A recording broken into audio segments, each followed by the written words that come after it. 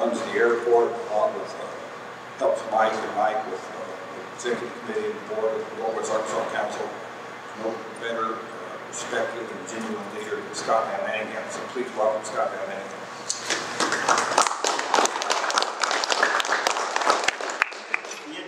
Short because this is the only thing standing between me and one of those donuts. And I thought what I would do is take just a minute to sort of set the stage for how we got these two folks and how we got where we are. And David John was in the middle of it. It was about 7 or 8 years ago. Uvalde Lindsay, longtime executive director of the council, let it be known internally it was time for him to semi-retire. John Paul Hammerschmidt, who took over for Alice Walton as the chair of the council, it was probably time for a different chairman. So we went through a process, a succession planning process, and identified who, number one, let's take the chairman's position first. What we came up with, we stole the university's idea, rotating 5 co-chairmen that rotate 1 year through as the active chair. And we started out with Jim Walton, John Tyson, then John White was chancellor of the university, Kirk Thompson, CEO, then CEO of J.B. Hunt, and Lee Scott was the 50th. So after getting those folks in place, then we turned our attention to Uvalde's position and looked at several strong candidates. We ended up with Mike Malone, who actually grew up here, had gone away, worked in the Clinton White House for several years, and when we found him and lured him back here, he was at Probst, House of Probst. House of Probst, serving on the committee there. It was in Lee Scott's then, he was the 5th year chair, so we're right after 6 years in this. It was Mr. Scott's idea that we needed to do a regional strategic plan. Yes, economic development was part of it, but it was bigger than that. It was a healthy communities initiative. It was transportation. And that then led us to the regional economic development, regional branding, stuff that we have never done before. All of the different cities are doing their own thing and doing it well. And so we were basically have been asking folks to do things differently. And well, it makes a lot of sense. It would seem like it ought to be a no-brainer. It is sometimes difficult to do that. We have, I found, the right pair to make that happen. We have the business leadership that helps, but finding the right people and getting them headed in the right direction is the key, as we all know and talk about on a regular basis in our individual forum. Getting the right folks in the right place and in the right direction is the key. So with that, and then Mike Harvey, so we're going to have the Mike and Mike in the morning show. So Mike Harvey, actually, we found him in Virginia recently, and before that, Knoxville, and doing regional economic development for other folks. So I mean, perfect talent fit for where we are at and what we're doing for the region. So with that, I'm going to turn it over to Mike Malone. And we're done. Thanks, Tim. I appreciate it. Thank you very much. Thanks, Tim, for the invitation to me. I appreciate it. I have done some of the overview of the regional growth and development strategy for the CEO forums. So we're going to do a little bit different twist. So those of you that said, I've heard this, I've heard pieces of it, we're going to focus in on some new elements of the story, and Mike's going to talk about some of his work. So I'm going to do a real high-level look at it, and then Mike's going to get to the details. And this is a smart group, so I know you're going to want to dive into the media. Let me. You know what? That's okay. Oh, is it a different side? Okay. Well, let me do something I do with a lot of groups, because I like to know the content of the room. How many of y'all lived here in 1990?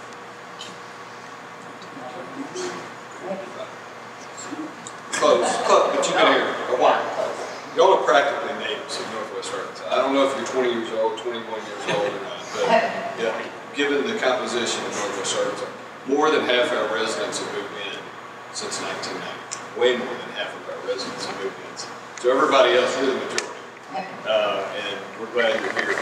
It's led to some dramatic changes in Northwest Arkansas, created amazing opportunities, brought incredible amenities here, But it's also given us some challenges. Any region in the country that grows that fast is going to have some things, some issues, some things to deal with. And so what we're going to talk about are some growth strategies, initiatives that are being worked on, partly to address challenges or deficiencies we have as a region, but they're all with an eye toward making sure that we continue to grow our population, grow quality jobs, and grow fast in a smart, thoughtful way.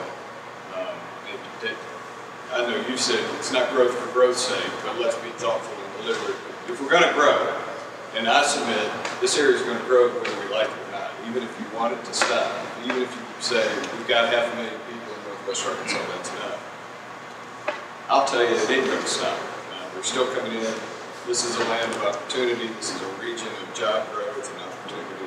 So we're going to grow. Let's be deliberate about how we do it. In 2010, we facilitated a strategic planning process. A lot of companies do it. A lot of profits do it. A lot of nonprofits do it a lot. We work for a nonprofit. But we try to do it at the regional scale. Northwest Arkansas, as I said, a region of 500,000 people. We try to figure out how do we help this region, how can we facilitate this region charting a course for how it wants to grow 10 years out. And so we put together a steering committee with representatives from higher ed, business, nonprofits, a real representative group. We hired a firm that does this in other regions around the country. The firm we hired has worked in Austin, Nashville, a lot of nice growing communities in the South and Southeast. What really attracted us was they did Austin's plan before Austin launched off, and then Austin hired them back to do their next round of job growth strategy. So we figured if it worked in Austin and Austin endorsed them so much that they brought it back, we had a pretty good firm. So hired a firm in. They had a community-wide, region-wide conversation. 2,500 people provided input to what you're going to hear us describe here in a few minutes. 2,500 Northwest Arkansans participated through interviews, focus groups, surveys, a lot of on-the-ground work by the firm and the steering committee to gather information. And what they've come up with is a 4-part plan. It's a 4-part plan for growing high-wage jobs and economic opportunities in Northwest Arkansas over the next decade. We've got the plan. Mike's going to talk some about the details of the plan, where we hope to go. And we'll go through some of these elements here. Now, I just want to spend one more minute, and I'm going to turn to him talking about the Northwest Arkansas Council, where we are. We helped facilitate a plan. We've got this nice plan. It was released in early 2011. Over the last year, we've been going to work to try to implement the plan. But when we started, we were staffing 1. Today, we're staffing about 5. We're real glad I'm so glad Mike's here because I get a little more sleep than I did. He's going to take us places we couldn't go where previously our staff of 1. But with a staff of 5 in a region of 500,000 people, we're not going to do these initiatives and these projects that Mike's going to tell you about. We can do some of the things when nobody else in the region is doing them. Really, I like to describe the role we're trying to play almost like an orchestra. If you know me, I know nothing about classical music, so this may be a horrible analogy, but we've got great organizations, we've got great communities in Northwest Arkansas, we've got world-class companies, we've got world-class talent here. If we can just point to the right musicians and have them play the right music and play it together, it's going to be a beautiful song. And, so one of our roles is to facilitate, to convene players throughout the region, get them together, get them thinking about regional solutions or regional opportunities. And we sure can be a cheerleader. We're doing a lot of that in the entrepreneurial sector, a lot of activity there already. We don't need to come in and reinvent the wheel and do things new. We can just cheer and support the organizations that are out there. So you'll see us play different roles. Sometimes it's behind the scenes. Sometimes we do roll up our sleeves and get to work on a project, a lot of infrastructure work, that's for sure. But anyway, I just wanted to kind of explain, wear different hats. With that, I'm going to let Mike Harvey get into the meat of this, which I know y'all are anxious to hear.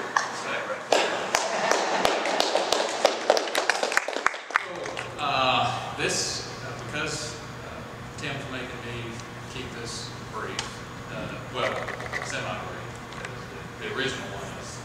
is really long for that presentation. I have cut out the piece that I'm going to walk through what the macro environment looks like right now. Just to give you a little bit of background, I mean, I got here in August of last year, was kind of looking at the plan, and was looking at the strategies and looking at what was behind that. And it always helps me to really kind of go through an exercise of really understanding the region I'm in, the environment that we're in, and either validating what we're doing or, you know, making the adjustments based on the conditions on the ground. So this presentation is kind of a result of that exercise, just for you guys to be aware of how I got here. I'm not going to talk about macroeconomic influences today. Again, that's about actually half the presentation, so it'll be half as boring or half as exciting, depending on your perspective on information. But I'll kind of get into a few takeaways of what I kind of see going on in the macroeconomy and how and why it affects Northwest Arkansas. I stepped down to Northwest Arkansas, kind of look at regional conditions. Kind of share some of what's changed since I started doing this 17 years ago.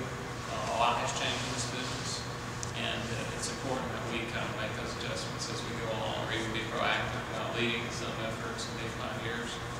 And then kind of share with you what some of our peer regions are doing, because I want people to really understand that when we're starting a new business here or competing, when a local business has an expansion, they're usually looking at multiple regions, just like a new company evaluating the area, and we need to see how we stack up against our peers around the country, quite frankly around the world, which is really hard to kind of get data on, so I kind of stick to our peer regions around the country.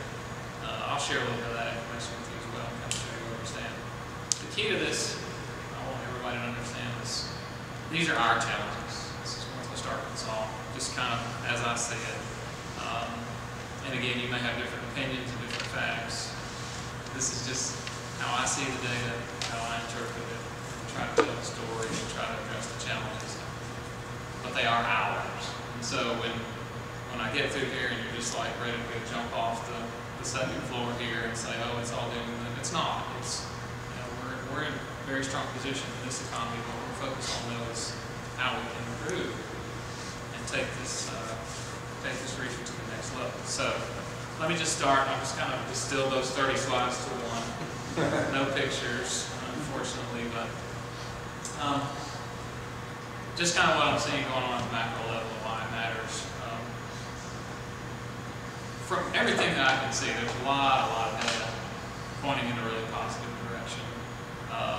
And when I say that, take it with a grain of salt, really positive direction is basically compared to the last 2 years where you kind of went through Armageddon, less bad, and then cautiously optimistic. And I think people have been cautiously optimistic for a couple of years, but I think it's undeniable that when you look at some of the data, especially on employment, manufacturing, service industries, there's a lot of upward trends in the economy right now. But, you know, the caveat here, the grain of salt, or the fly in the ointment here is, I think for us, major headwinds are going to be still in housing. Surprisingly, you might say that. Several years after this thing started, people are still surprised, but this whole robo-signing thing last year really kept a lot of foreclosures in the pipeline on hold, and that's got to work its way through the system. And so, while I think we're probably getting close to the bottom in housing, I think it's going to last for a while. And I do make a connection, as you can, you know, and I may have to show you pictures, on how tightly correlated unemployment and new home construction is in this country. It's amazing how tightly the two are correlated. And so RI, residential investment, typically leads recoveries. And until we have that kind of strong activity in RI, again, I don't see the unemployment rate, you know, really getting low because it's such an important sector for the economy. We'll get there. We'll get there. It's just going to take time because it was a huge crash. I mean, the credit bubble was colossal. It was unlike anything that we've seen really since the Second World War. And again, if I had pictures to show you, you can really see that. But the point in all of it is that the macro part of it could be a little bit of a CYA strategy for us to say that, you know, as economic developers, we can be good, but we still aren't under the influence of what goes on in the rest of the world. So, you know, we can turn the water on, but the amount of stuff that's in the pipeline may be really slow, which is the case now for investment. And so, if you're not seeing a lot of activity out of us, it's because there's not a lot of activity out there. But I do have to say it's better. And as far as Northwest Arkansas is concerned, I would consider us insulated from what goes on in the macroeconomy, but we're certainly not immune from it. And if I were able to put the two side by side and gave me an hour, you can actually see that our performance is about half as bad as what the national economy is, you know, on par. So it's pretty interesting when you kind of take a look at the indicators and kind of see where we're standing. So that's I did that pretty quick. Let's get into Northwest Arkansas. I'll just kind of show you what's going on here. And again, you can see about half as bad. But you do see that long extended period of unemployment that's about twice what it was at the peak of the boom. So when I say insulated, you can kind of understand what I'm saying there. We have been affected here, but we haven't been affected not quite as bad as Arkansas and the rest of the country by this, but it pretty much mirrors the national average. So, you know, for people, when I was in Virginia, they seemed to think that they were special in Charlottesville as well. It was the same story. It was just, again, not as bad there. So the same type of people are affected in these downturns as they are in the rest of the country. It just doesn't hit as bad. One thing that I am concerned about is kind of our performance and overall employment. This is what takes us back to 91 here, almost 20 years, I guess, 20 years. And you can see we had a great decade, a couple of decades there in terms of performance versus Arkansas and the rest of the country. But we participated in the recession, and we've participated in the recovery there. But you can see that right at the very end there that we've I guess the word is kind of paired up more with the national economy. We're not as erratic there as you can see in terms of being away from it, deviating, if you will. If you look right here at the end, you still see this problem in terms of job growth here in Northwest Arkansas. So that's through Q3 11. So that just kind of gives you an idea that, you know, we're still struggling to kind of get out of this thing. It's really slow. This is what building permits look like here, and you can see us at the beginning of the decade, through the boom, and then this is Little Rock in blue, Fayetteville, MSA, MSA in red. And you can see that we bottomed here back in late 08, mid 08, and we've kind of been dragged along in terms of permits. And so when I talk to you about new home construction being a very important indicator for employment, for job growth, you can see that it's still affecting Northwest Arkansas just like it's affecting the rest of the country. We're building about 300,000, 350,000 new homes, I think. Maybe more than that now in the country. Might be over 400 now. Formation's over a million. So that just kind of gives you an idea that when we do absorb all this inventory that's been out in the market,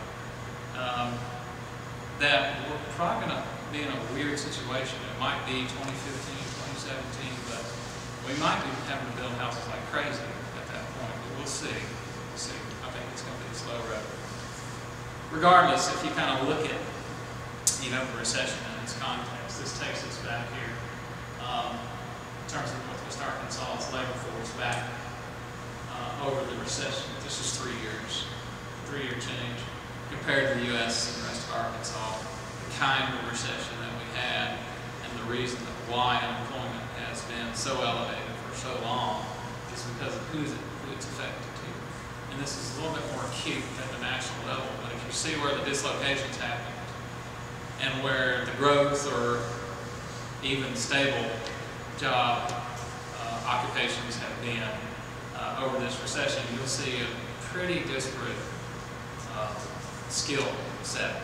And so what you had were a lot of losses in trades, and you had moderate gains, if any gains, or hiring going on in fields like IT, healthcare, and those types of occupations.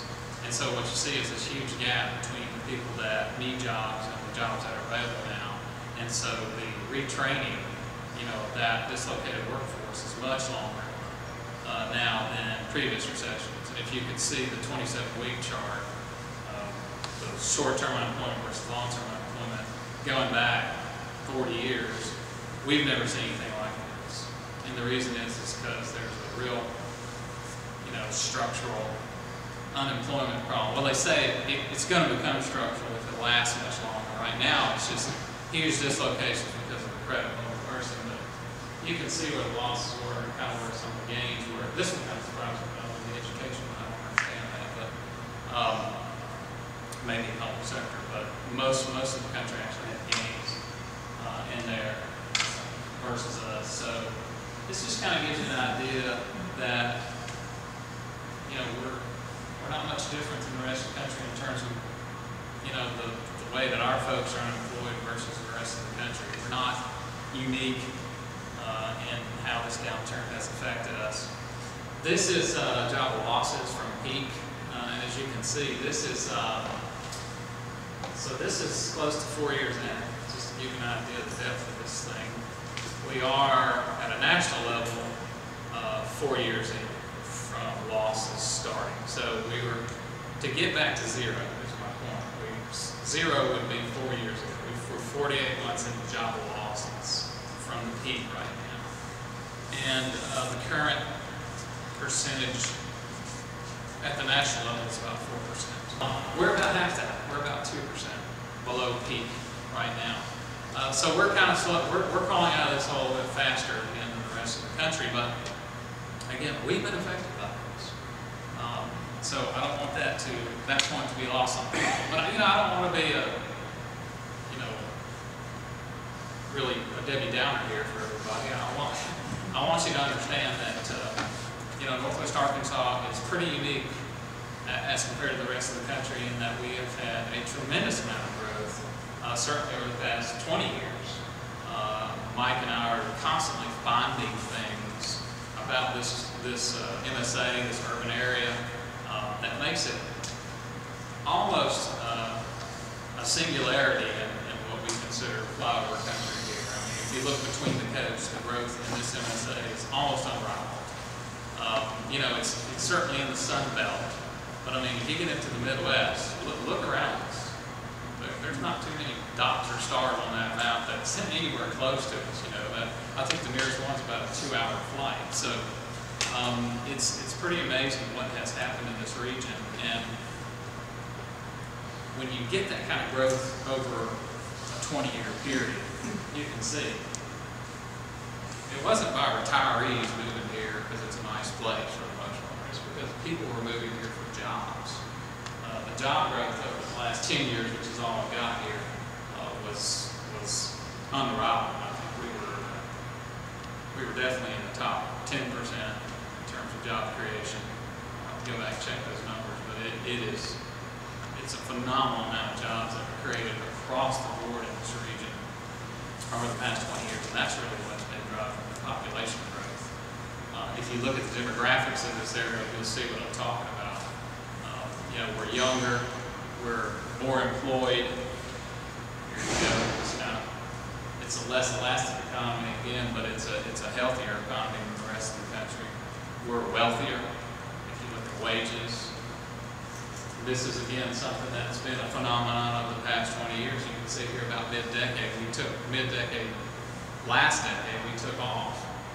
And we've been leaving Arkansas behind, and we're catching up to the rest of the country in terms of average wages. When you factor in our cost of living, which is below the national average, disposable income here is pretty competitive. I mean, it's a pretty compelling case to make for somebody to move here.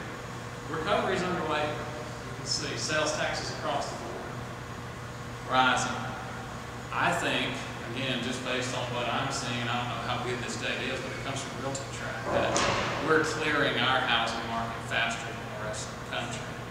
So it looks to me based on these numbers from Realty Track, that the foreclosures have been, and I don't know if this is a function of the robo-signing thing or not here. I don't have that data. But if most people are going to look at this, they're going to look at a market that's clearing its foreclosures, which is again pretty healthy overall, because if you look at prices, you kind of start to see that bottom and throw this thing on a long-term trend. And again, once those prices stabilize and that existing housing stock starts clearing, we can start building homes again. And again, I think really accelerate job growth. At least that's my hopes. I do have, I think the big black cloud that's hanging over the whole world right now is what do we do about the demographic time bomb that's coming, the debt situation that we have. I just don't see a huge problem with us as a country and an economy, because we're so incredibly entrepreneurial as a country. The big problem I see right now is going to be the trillions and trillions of dollars of debt hanging over our head right now. What we do to kind of slow the growth of that debt, because if we don't get a hold of that, and then the boomers start retiring and the entitlements, there's no adjustments there, then you're going to see, I think, a really catastrophic situation develop, and it's going to affect the whole economy. The real, I think, factor that can affect that in a negative way for the overall economy, though, is that when you have rising debt levels like that, they get out of it, a couple of ways. They're going to tax you, which is going to slow growth, or they're going to print money, which is going to cause inflation, which is a tax on everybody. And so I think that has to be addressed, and there's kind of no real way around that right now. So let me finish off the good points there with another little black cloud there for you. But anyway, let's talk about our regional challenges. This was a big deal, I think, during the planning process when I'm talking about this. From an economic development standpoint, the big three, universities on a little bit different path. The big three felt like, I think that they were kind of in that plateau in terms of employment anyway. There had been rapid growth, and then there was kind of this trending off, and there was concern among the leaders that there was no real plan for what the next 20 years looked like. What was our encore going to look like? How were we going to try to raise the standard of living here, wages, career ladder jobs, and keep our kids at home? And so that's kind of the foundation of the plan, as Mike mentioned a while ago. Those four key strategies were good and developed, I think, in a very robust manner with a lot of input. And it was actually the first time that I've been involved with an organization that's been involved at the level that we are with this range of activity. I've always been right here and a little bit right here.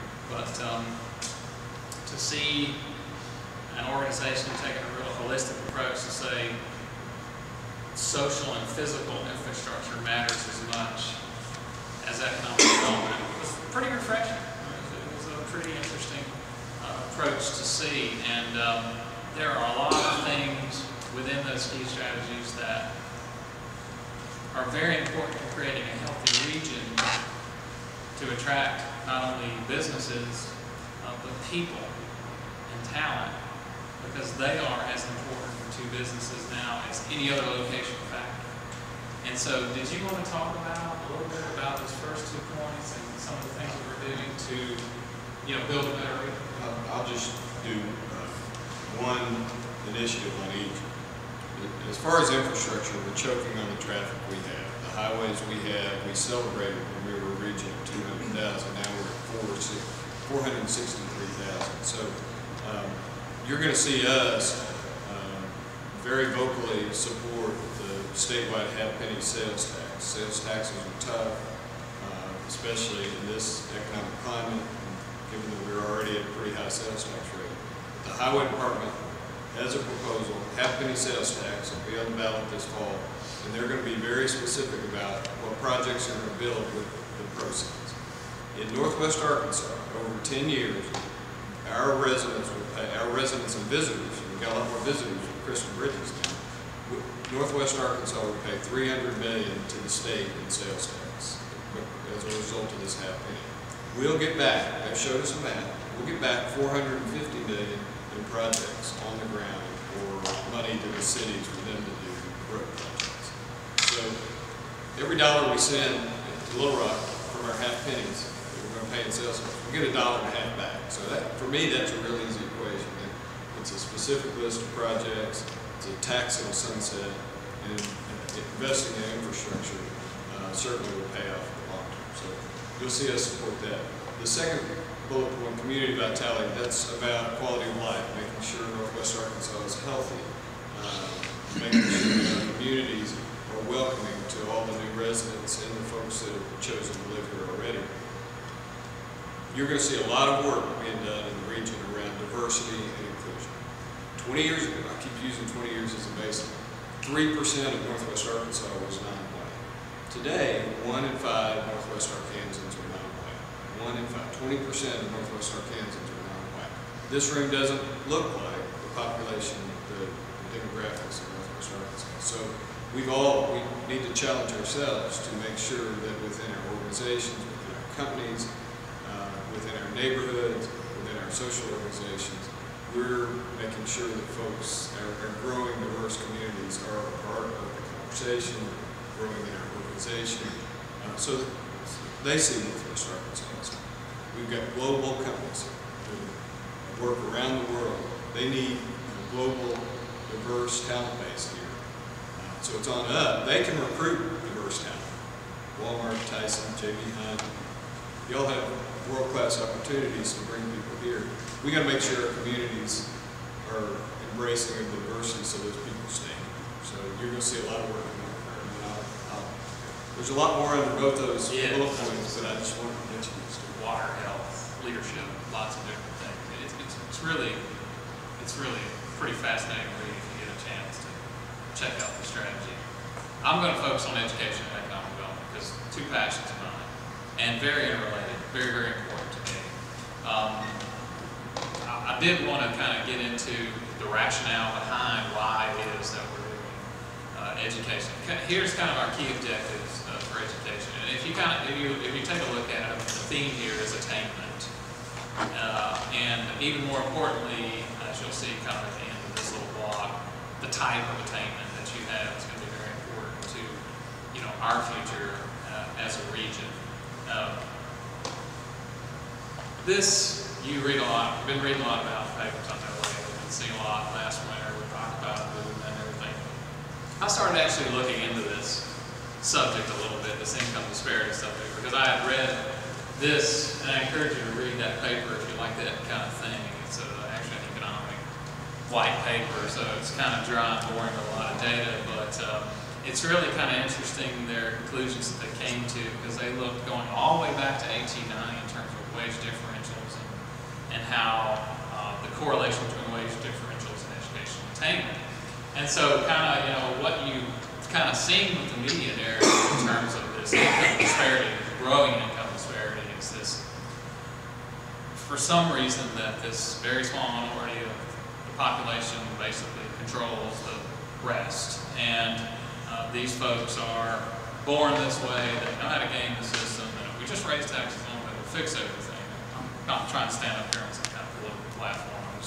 Again, that's kind of the narrative that I think that people are being fed out here, and if you really start to dig deep in kind of the underlying factors behind income disparity, you see that a lot of that's just not true.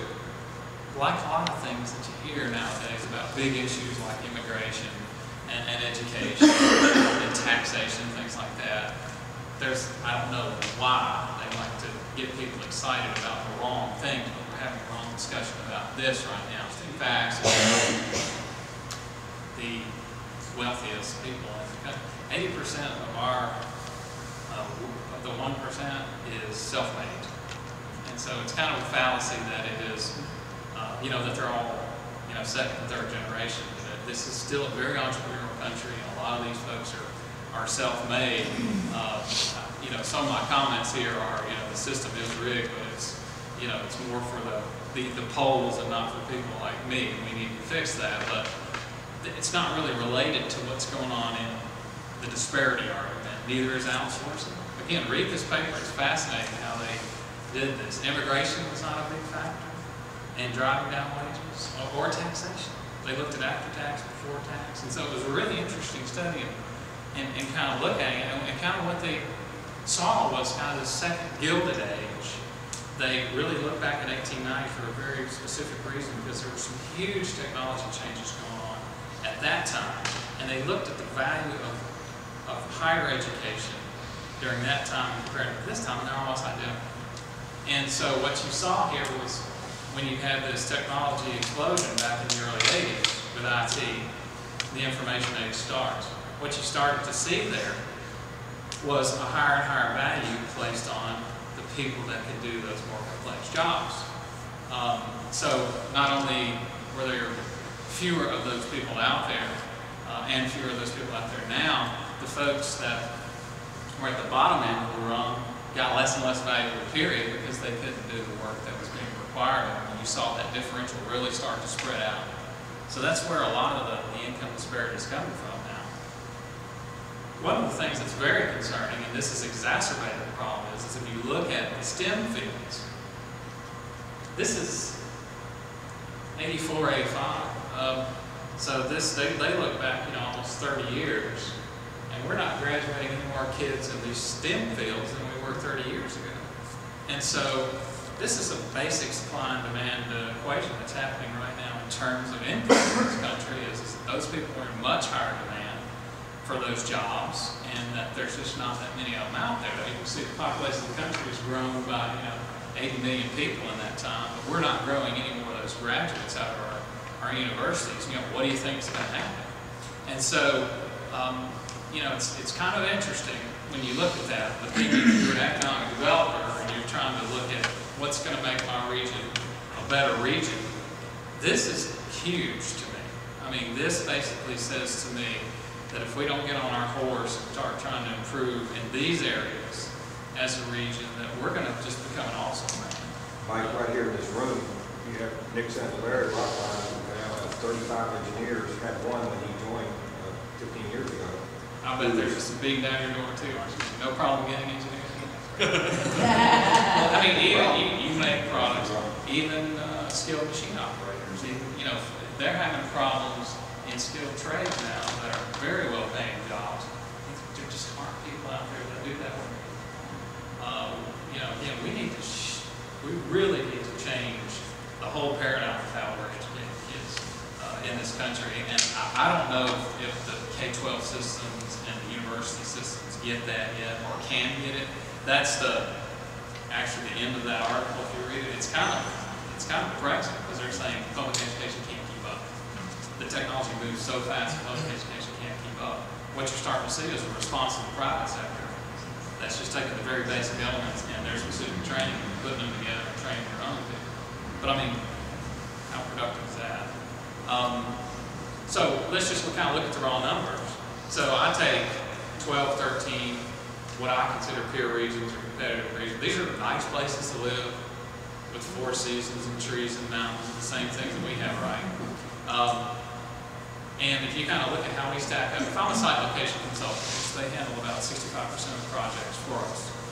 Company hires them, they're looking for a new location for a company, and they're looking at Northwest Arkansas, and they've got a list out in front of them, and they're saying, the company's saying, we're going to need to be in a place that has at least X percentage of people with a college degree. We don't stack up that well right now. I'm hoping in this next census that they adjust these numbers, because I actually found them kind of hard to believe. So we'll see, but the issue there is everybody running just as fast as we are. So I mean, is that differential staying like this, or are we catching our peers? If you look at how that affects income, back to my thesis about income, let's see where we are on that same list versus BS cigarette. You see a pretty good correlation on the higher ed side of things. The thing that really surprised me even more than that, though, was the low. And so when you look at residents without a high school, and I know Madison and Collins have an effect on both these numbers. But again, if the consultant's sitting up in Chicago and just pulling the numbers, I'm not going to be able to explain that to you. I'm going to get crossed off the list before we even get called. So it's really important that we work on this. Excuse me, is that the 2000 data? or is that 2010 census? This is the latest data from the American Community Survey, which would be I think preceding the 2010 census. But that's not 2000 number. It's the most recent. 08, 09 somewhere. Yeah, it's pretty recent if you look at it. And if you look at kind of the correlation between lower education levels and income, it's even tighter. You can see kind of where we fall out there. So we have amongst those, and I didn't just pick these guys out because we were going to be at the bottom of the heap. I just picked them out because I was so, well, that's a nice place to live. And they've got a nice diverse economy like us. I kind of looked at it and I said, let me put them on the list. And I ran the education numbers last. And so this kind of gives you an idea, again, if we're just being compared to some peers in an initial site search, kind of where we fall out on the totem pole there, just on numbers again. That's what our challenge is at the council, because we're not an authority, we have no deal closing abilities right there. Our job in terms of recruiting people and recruiting businesses are to not get eliminated from their initial list. And they're just taking the information that's out there and doing initial stuff with it. And again, we don't know kind of where we're falling. This is kind of an evolution. So this is looking back 10 years in terms of how the economy is structured by occupation and our industry group. So if you look at kind of how the trades have been actually shrinking, this is 01, 11. The trades have been shrinking as a percentage of the overall economy. And the middle wage jobs have actually been shrinking a little bit too, which for me causes a little bit of concern.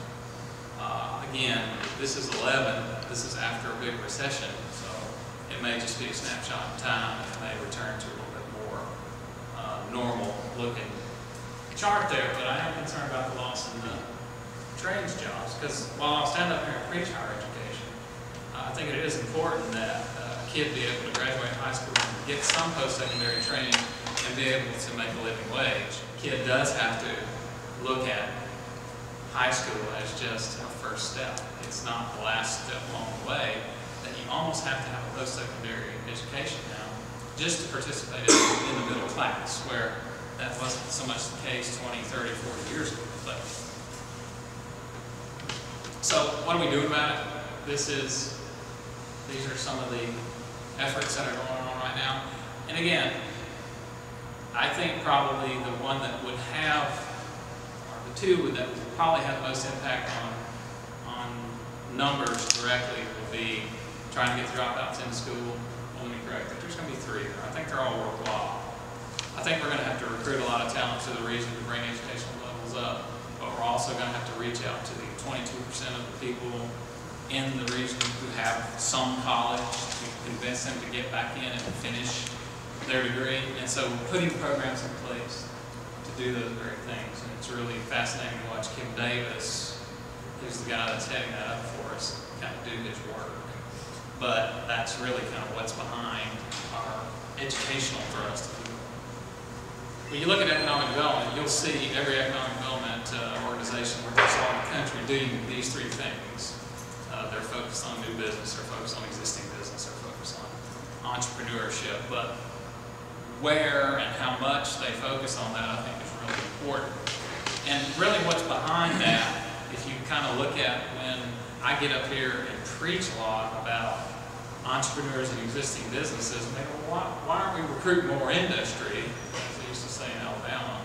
Well, the fact of the matter is that the lion's share of our job growth here comes from organic growth. If you look at the red and blue on this chart, the green, you can see most of the growth was from companies that were already here, or companies that started. So our focus as an organization needs to, I think, be in line with that. Also, Northwest Arkansas as a region that I think is perceived around the country as a large employer market, it's kind of going by the wayside. These are the latest numbers I can get. If you look at the period between 92 and 08 in terms of the makeup of the employment base here, you'll see that the large employers are a shrinking percentage of the total here. and that the most of the growth is happening right down here in stage 1 and 2 companies, those small companies. So from our perspective, the biggest bang for the buck is going to be right there in terms of job growth.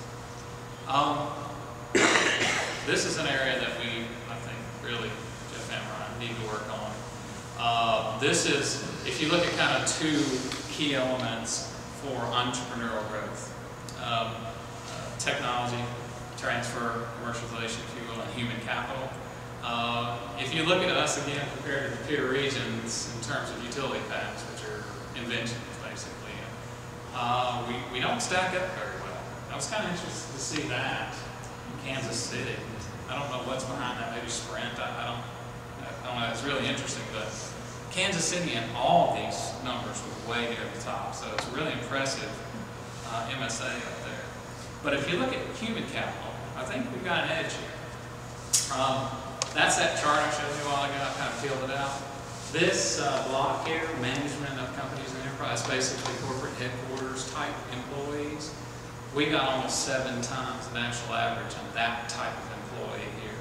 So it's a very deep pool of talent in retail, food, logistics, and we need to capitalize on that. If there are people that are moving through that industry and have been here for 20 years, 30 years, and are thinking about peeling off and doing their own thing because they have an idea, we need to be encouraging to happen in Northwest Arkansas.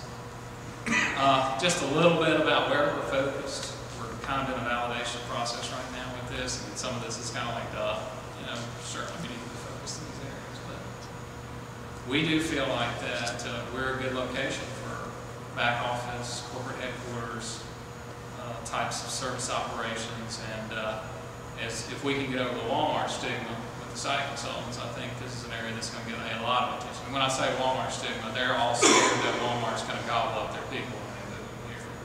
And I think a lot of other employees have kind of proven that to be false. University-led tech development is another area that we need to be focused on. I keep pointing at Jeff over there because I think that's really important. I'll talk quickly about the 3 and I'll be done. The 3 legs of the stool. And so Scott Lieberg? No, there he is. He talked about a regional brand. We're just about finished with that process. It hasn't been excruciating, but it hasn't been fun. We are kind of getting to a point to where we've got everybody on board with us having a logo, an identity package, and building a marketing program around that we can carry out to market to the rest of the world, if you will. What was more important for me when I came in, though, was setting up a process that allowed us to be very good fielders of fly balls, if you will. Because if you talk to site consultants or companies or anything, it's very important how you field them when they basically evaluate an area. Most people are not going to be marketed to and convinced that this is going to be the place that they want to come because they've been marketed to. Typically, when the site location process starts, they're drawing a circle. They're saying, I want to be in the Midwest, and they start with sites. They start with labor, they start with transportation, all these things. Our ability to respond to that as a region is what makes the difference. We had a 400-person corporate headquarter operation that was in here a couple weeks ago that we've now been shortlisted on because I think our response was really, really first class to them. Wouldn't have happened this time last year. Just wouldn't have happened. So again, we have no authority to do anything else with this company other than to convince them this is the place that they need to be, but we did our job. And there may be at some point more people that have good jobs here because of that little part of our program. These are some of the things that we're building to respond to companies and site selectors and talent and stuff when they look here. Shortest slide, but probably one of the most important things we do is work with our chambers to support our existing businesses. We've given them a lot of good tools online to survey our existing businesses and are helping them promote it. They're going to call 450 local companies this year. And the tool gives them kind of 2 weapons to do it. They can provide direct assistance through it, and in the aggregate over the long term, they're collecting data that helps us look at this region overall and say, we've got a problem here, or we're doing well here. So it's a business climate analysis tool for us as well. And so as we get that over time, it's going to help us to create a better business climate for everybody here. And so we're pretty excited about this program. The most excited I am is right here. I'm glad Jeff's sitting in the front row, but you know, supporting our entrepreneurs, to me, because it's in our DNA here, probably more than anywhere in the country, it is really important to me. And I told Malone that. I said, this is not sexy. This is the hard work of economic development. But I think in terms of long-term success, if you're supporting organic growth, it's going to pay dividends more than anything else that you do in economic development. So, again, lead, support, facilitate these organizations, the work that Jeff's doing. And Jeff's actually working with us now. We formalized a relationship with him.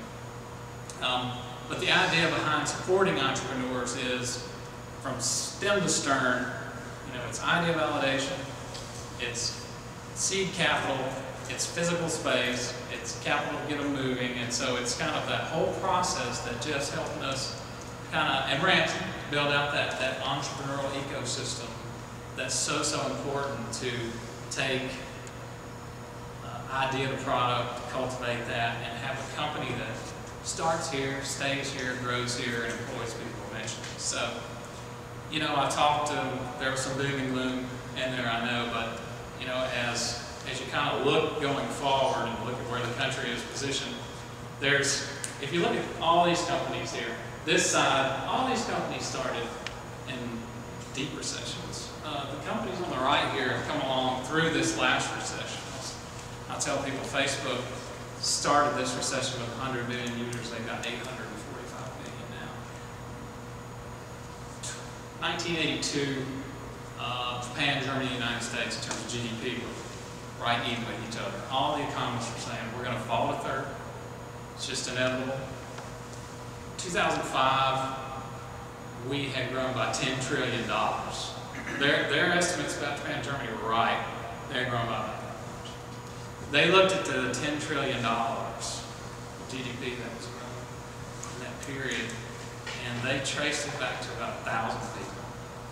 And pretty amazing. About 1,000 entrepreneurs, rainmakers, business people. Over half of them were foreign born. It just kind of tells you something about this country. And so when I talk about these things and our challenges, there again is something about this place and this system that I hope we don't lose over time. That gives me a lot of optimism going forward. So I'll hand it back to you and answer questions.